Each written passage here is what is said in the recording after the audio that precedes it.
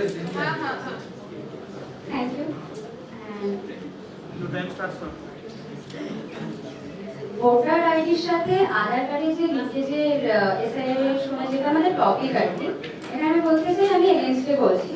আমার মনে হয় না যে এটা কোনো বাধ্যতামূলক ব্যাপার আছে। First of all we have to remember that supreme court যখন প্রথম বিহারে এসআইআর শুরু হয় তখন বলেছিল যে আধার কার্ড ভ্যালিড কোনো মানে এসআইআর এর জন্য বাধ্যতামূলক কোনো নথি নয়।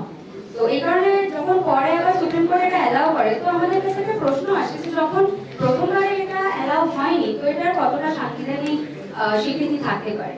ইভেন আরো একটা কথা আমাদের মনে রাখতে হবে যে আধার কার্ড আমাদের রেসিডেন্সির পরিচয়, নাকি আমাদের সিটিজেনশিপের পরিচয়।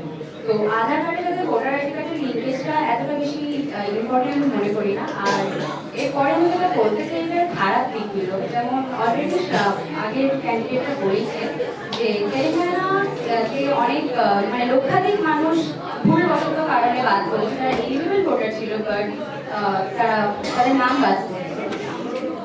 আর আধার কার্ডের উপর যদি ভোটার আইডি কার্ডের নির্ভরশীলতা বাড়ে তাহলে আমার মনে হয় এটা কোথাও ইলেকশন কমিশন অফ ইন্ডিয়ার এখতিয়ারে হস্তক্ষেপ করছে। তারা কোন তথ্য নিয়ে কাজ করছে সেটার মধ্যে তাদের স্বাধীনতা থাকছে না, যেটা আধারে থাকছে তাদের সেটা নিয়েই কাজ করতে হচ্ছে। But we often see that Aadhaar card এখন যে কেউ বানাতে পারে। But the topic about citizenship and voting rights, এটা আমার মনে হয় শুধু ভারতীয় নাগরিকদেরই আছে এবং থাকা উচিত।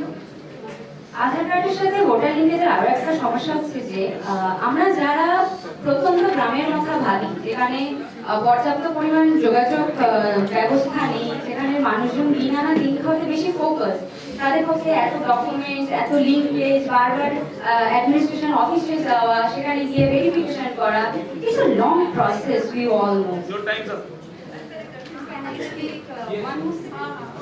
Thank you.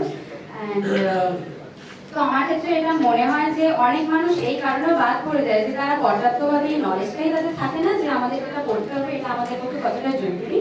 বাট আমার মনে হয় যে সবার ক্ষেত্রে যদি আমরা ভাবতে চাই তাহলে ভোটারের সাথে আধারের লিঙ্কেজটা এতটাও জরুরি আমার মনে হয় না। ইভেন এরা কখনো প্রাইভেসিতে গিয়েও আঘাত করে, মানুষের কন্ট্যাক্টেও আঘাত করে। So that's all. Thank you everyone for giving this opportunity.